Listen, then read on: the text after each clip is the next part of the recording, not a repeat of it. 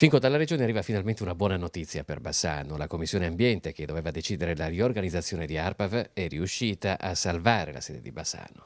Sì, è una battaglia lunga 2 anni, dove mi sono speso personalmente per difendere la sede di Bassano, perché è una sede che rappresenta un punto fondamentale per tutto il territorio, perché nel territorio bassanese abbiamo delle zone delicate come la PM galvanica di Tezze sul Brenta, ma soprattutto la sede di Bassano serve come monitoraggio per tutta la zona della Pedemontana, ma anche per la zona dell'altopiano di Asiago. Quindi era un errore gravissimo perdere un punto così importante per la difesa dell'ambiente e anche della salute dei cittadini.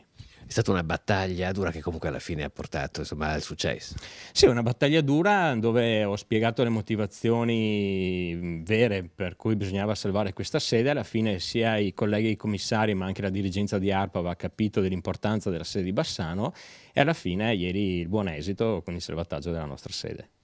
Adesso poi per Bassano si aprono però altre partite di altri salvataggi, a partire dal Tribunale, la caserma dei Carabinieri, insomma c'è l'imbarazzo della scelta. Beh, certamente questo sta a dimostrare che lo Stato taglia, la Regione invece tutela e continua a mantenere degli enti che servono e che funzionano nel nostro territorio. Mi auguro che anche chi ci governa a livello centrale si metta una mano sulla coscienza, perché non possiamo perdere strutture fondamentali come il Tribunale e i Carabinieri.